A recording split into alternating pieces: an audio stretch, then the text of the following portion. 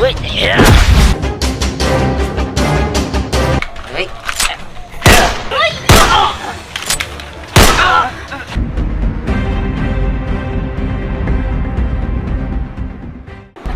এবার বলো তোমাদের মধ্যে কি হয়েছে? কি আর হবে, আসলে আমার স্বামী একবারে সাদা মাঠা। ওনাকে যদি কেউ ধাক্কা দেয় তাহলে উনি প্রতিবাদ করতে পারে না, উনি আরো ওখান থেকে সরি বলে চলে আসে। আমাকে যদি কেউ কিছু বলে, আমি যদি ঝগড়া করতে যাই, আমাকেও থামিয়ে দেয়। আমি যেন কোনো কথা না বলি, তাকে বুঝিয়ে তারপরে ওখান থেকে আমাকে নিয়ে আসে। সেটা তো খুব ভালো বিষয়, কারণ তোমরা আমাদের বাসায় 3 মাস হয়েছে ভাড়া এসেছো। দিহান অনেক একটা ভদ্র ছেলে, ওর মতো একটা ভদ্র ছেলে হয় না। ভদ্র, খুব ভদ্র, কিন্তু আমার তো এরকম স্বামী পছন্দ না। ও তো প্রতিবাদই করতে জানে না, অন্যায়ের যে প্রতিবাদ করবে তাও পারে না। এরকম ভদ্র ছেলে তো আমার পছন্দ। কারণ সেদিন পার্কের ভিতরে জানেন কি হয়েছে, একটা ছেলে আমাকে চোখ টিপে মেরেছে, আর আমি বললাম যে দিহান দেখো, ওই ছেলেটা আমার সাথে মিসবিহেভ করলো, আর ও চুপ করে বসেই থাকলো। ও যে ওই ছেলেটাকে মারবে কিংবা বকবে, শাসন করবে, এরকম কোনো আশাই নেই ওর মধ্যে। আমাকে যদি কোনোদিন কেউ তুলে নিয়ে যায়, ও তো প্রতিবাদও করতে পারবে না। বিষয়টা আসলেই ভাববার বিষয়। দিহান তুমি এরকম কেন? আসলে এখনকার বাজারে এরকম ভদ্র ছেলে যায় না। তুমি ভদ্র ঠিক আছে, সেটা আমি মানি, কিন্তু কিছু কিছু বিষয় তো তোমার প্রতিবাদ করতে হবে। আমি কি করব বলুন? খামাখা মানুষের সাথে ঝগড়া করে কি লাভ? ও ঝামেলা করার দরকার নেই, তাই না? তাহলে তোমার সাথে আমার সংসার করার দরকার নেই। আন্টি ওকে একটু বোঝান। পরি দাঁড়াও, পরি। এই ছেলে মেয়েগুলো নিয়ে যে কি করবো না, অল্প বয়সে বিয়ে করে কোনো কিছুই বোঝে না, এদেরকে নিয়ে আর পারা গেল। পরি দাঁড়াও, পরি আমার কথাটা শোনো। কি শুনবো আমি? দেখো তুমি এইভাবে চলে যেও না। দেখো আমি তোমার কোনো কথাই শুনতে চাই না। আমি আর তোমার সংসার করব না, মানে করব না। তোমার মতো বলদ দিয়ে কেউ সংসার করে? হ্যাঁ, তোমার মতো বলদ দিয়ে আমি কি করব?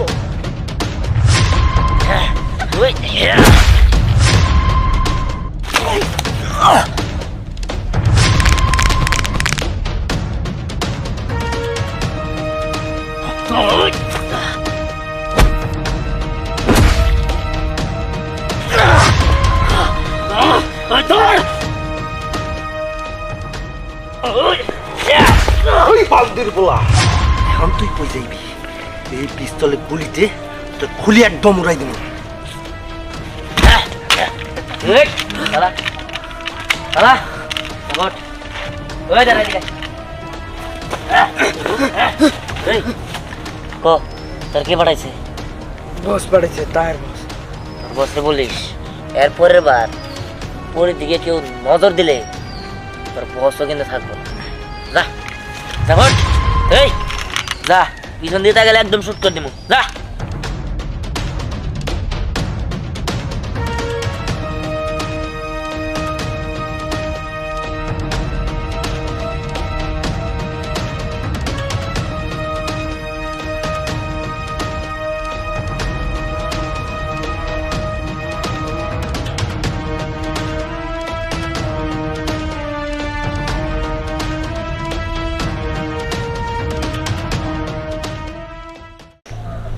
আচ্ছা ওরা কারা? আর মাফিয়া ডন তাহের, তার লোক। কি mafia don Taher? Mafia don Taher. ওরা আমাদের মারার জন্য আসছিল। কি মারার জন্য? দেখো আমরা আজকে এই এলাকা ছেড়ে চলে যাব, ওরা যেন আমাদের মারতে না পারে, ওরা তোমার ক্ষতি করে ফেলবে। শোনো, ওরা কিছুতেই আমার ক্ষতি করতে পারবে না, কারণ তাহেরকে মাফিয়া ডন বানিয়েছি আমি। আমি ছাড়া তাহের শূন্য। কি তাহেরকে তুমি মাফিয়া ডন বানিয়েছো? কিন্তু কিভাবে? হ্যাঁ আমি বানিয়েছি। তাহলে শোনো,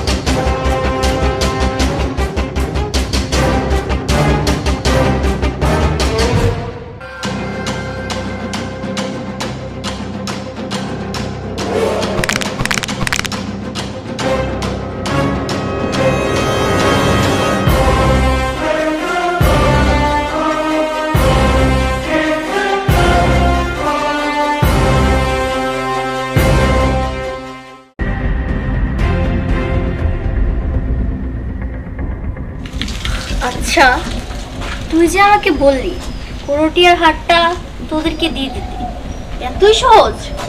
এত বছর ধরে আমি ওই হাট দেখাশোনা করে রাখছি। এই হাটটা আমার, আর শুধু এই হাটটাই না, পুরো টাঙ্গাইল জেলাটাই আমার আমার নিয়ন্ত্রণে চলে। আর তুই এখানে এসে বলছিস তোদেরকে করটিয়া হাট দিয়ে দিতে? আমি এত কথা বলতে চাই না। কালকে থেকে ওই হাট নিয়ন্ত্রণ করবে আমাদের বস তাহের। কি কি বললি তুই? আচ্ছা, তুই যে আমার আস্তানায় ঢুকে আমার সামনে এভাবে কথা বলছিস, তোরা তো আমার আস্তানায় ঢুকে পড়েছিস, কিন্তু এখান থেকে কি বের হতে পারবি? এই পুরো আস্তানাটায় আমার লোকজন আমার কথা শুনে পাহারা দিচ্ছে। আমি একটা ইশারা দিলে না, আমার লোকজনরা তোকে বাঘের মতো ছিঁড়ে খাবে। তাই নাকি? ঠিক আছে, তার আগে নিচের দিকে একটু তাকিয়ে দেখ, তোর লোকজন উঠে দাঁড়াতে পারছে কিনা। কি কি বললি তুই?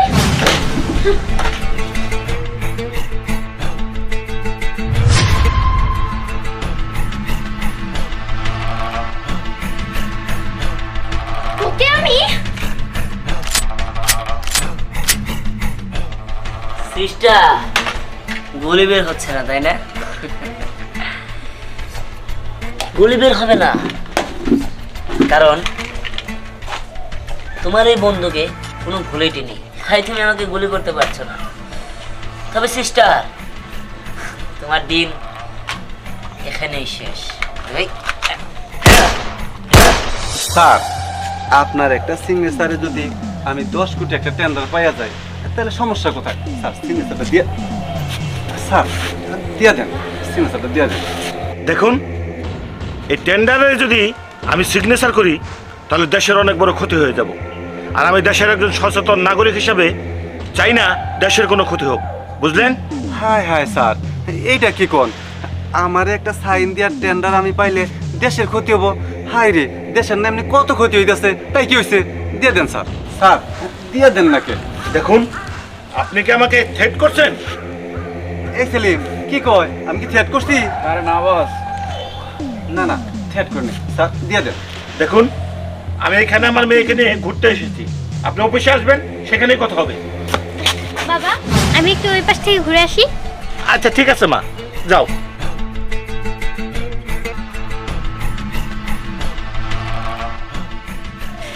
স্যার, এটাই বুঝি আপনার মেয়ে? হ্যাঁ, এটাই আমার মেয়ে।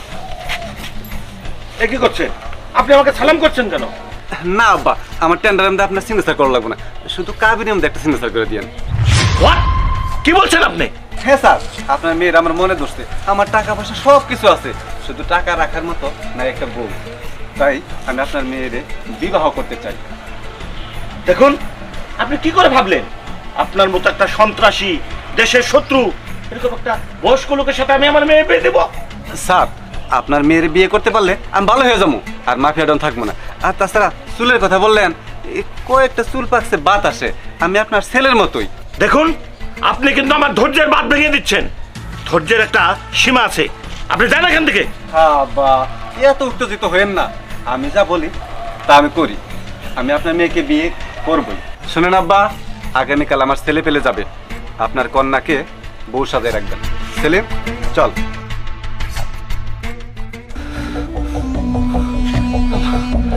এখন কি করব? দেখুন আঙ্কেল, আমি আপনাকে যথেষ্ট সম্মান করি, যার কারণে আপনাকে আমি এভাবে বলছি। আপনি কেয়ার করবেন, যে মানুষ আপনার মেয়ের দিকে তাকিয়েছে, বিয়ে না দিয়েও পায়নি, আজ হোক কাল হোক আপনাকে বাইরে যেতেই হবে। তখন সে আপনার মেয়েকে হুট করে উঠিয়ে নিয়ে গেল, অথবা ধরুন আপনার মেয়ে কলেজ থেকে আসার সময় কিডন্যাপ করে নিয়ে চলে গেল, আপনি কি করতে পারবেন? দেখো বাবা, তাই বলে এরকম একটা বয়স্ক লোকের সাথে আমি আমার বিয়ে দেবো? তা কখনোই সম্ভব না। আর শোনো, কিছু করতে না পারি, মরতে তো পারবো। কি বলছেন এসব? হ্যাঁ, আর কিছু করতে না পারি, মরতে পারবো। তুমি বলো বাবা, ওইরকম একটা বয়স্ক লোকের কাছে আমি আমার মেয়ের বিয়ে দেবো কি করে? আর আমি সৎভাবে সারা জীবন চলার চেষ্টা করছি, আর তাই আজ আমি সততার এই পুরস্কার। বাবা, আমি ওই ছেলের কাছে আমার মেয়ের বিয়ে দিতে পারবো না। বাবা, তোমার ওষুধ খাওয়ার সময় হয়ে গেছে। আচ্ছা ঠিক আছে মা, তুই যা, আমি আসতেছি। ঠিক আছে, এসো। শোনো বাবা, যদি তোমাদের মতো বয়সের একটা ছেলে হতো তাহলে আমি আগে পিছে কোনো দিকে ভাবতাম না, আমি রাজি হয়ে যেতাম। আঙ্কেল, আপনি কি বললেন যেন? কোন কথা বাবা? আসলে ওই যে কোন বয়সের ছেলের সাথে নাকি আপনি মেয়ে বিয়ে দিবেন? এই ধরো তোমাদের মতো বয়সী। আঙ্কেল, একটা কথা বলি, আপনার যদি আপত্তি না থাকে আমি আপনার মেয়েকে বিয়ে করতে চাই। না বাবা, বিয়েতে আমার কোনো আপত্তি নেই, কিন্তু তুমি যে কাজ করো সেগুলো তোমাকে ছেড়ে দিতে হবে। হ্যাঁ, আমি আপনার মেয়ের জন্য সব কিছু ছেড়ে দিতে পারবো, তবে বেশি দেরি করা যাবে না। ওরা যে কোনো সময় লোক পাঠাতে পারে। ঠিক আছে, আমি আমার মেয়ের বিয়ে তোমার সাথেই দেবো, কিন্তু তোমরা এখানে থাকতে পারবে না। তুমি আমার মেয়েকে নিয়ে অনেক দূরে চলে যাবে। ঠিক আছে। চলো, আসো আমার সাথে।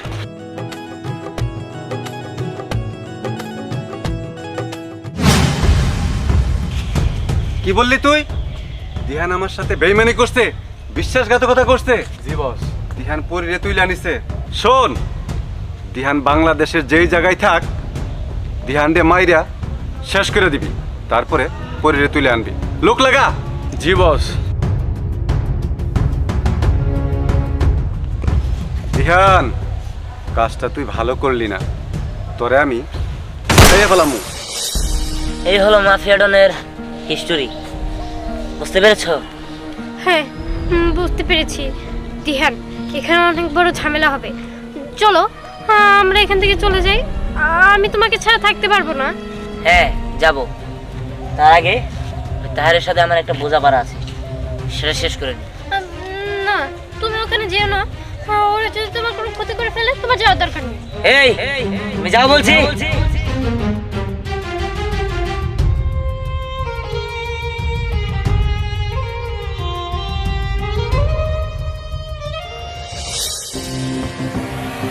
দিহান, তুই মনে হয় ভুলে গেছস, তোরে আমি রাস্তা থেকে তুইলাই না আমার আস্থানে জায়গা দিছিলাম। আপনি হয়তো ভুলে গিয়েছেন, আজকে এই দিহানের জন্যই আপনি মাফিয়া ডন হতে পেরেছেন। হ্যাঁ, এই জন্যই মনে হয় তুই আমার খাবার কেড়ে নিয়েছিস। আমি এটাই চেয়েছিলাম, আমি তোকে নিজ হাতে মারবো। এই জন্যই তুই আমার আস্থানে আসস। দিহান, তুই বড় ভুল করেছিস রে দিহান, বড় ভুল করেছিস আমার আস্থানে এসে। তোকে আমি এখন শেষ করে দিব। আমাকে শেষ করে দিবি, তাই না? কি রে, ওরা এখনো ভালোবাস নাই? দিহান, সবকিছু পাল্টে গেছে। দেখা যেখানে, আমরা সেখানে। শুধু তাই না, স্নেহাকে মেরে ফেলার পর স্নেহার সব লোক আমার আস্থানায় এখন। এই দাঁড়াই চুসকে, ওকে ধর।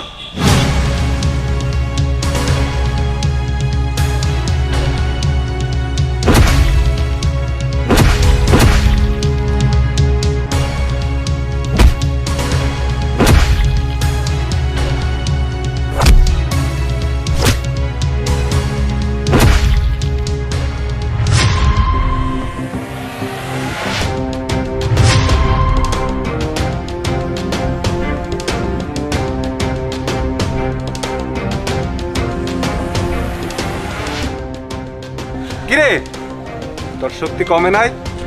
এখন তোরে শেষ করে দিব।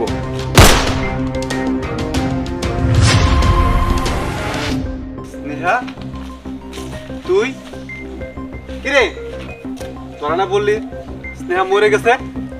বস, দিহানকে মারে নাই, কিন্তু সবাই জানে যে ও মারা গেছে।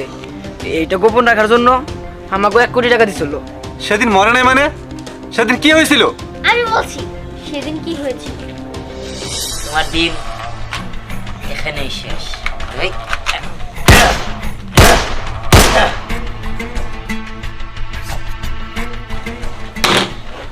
যা, তোকে প্রাণ ভিক্ষা দিলাম, কিন্তু নেক্সট টাইম এটা না যেন কোনো বাড়াবাড়ি না হয়। এই চল।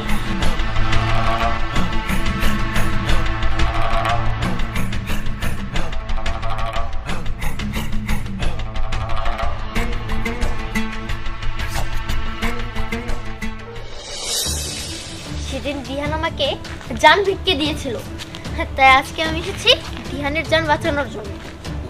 তার মানে তোরা আমার সাথে বিশ্বাসঘাতকতা করেছিস? না বস, আমরা বিশ্বাসঘাতকতা করি নাই। সেদিন যা আবার হয়েছে, কিন্তু আজকে দুজন একসাথে মারমু।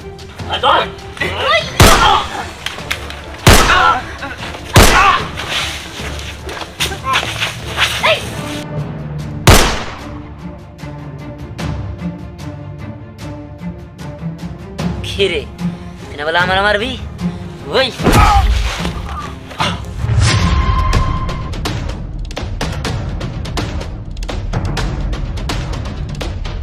দিহান, এই দেশ থেকে এই মাফিয়া ডনকে শেষ করে দে। হ্যাঁ, তুই ঠিকই বলেছিস। এ দেশে কোনো মাফিয়া বেঁচে থাকার অধিকার নেই। হেই দিহান, তোর এখন খেল খতম। হ্যাঁ দিহান, এইবার তুই শেষ। তাই নাকি? ঠিক আছে। ওই কি বললি? আমার খেল খতম তাই না? ঠিক আছে, দেখ এবার। ওই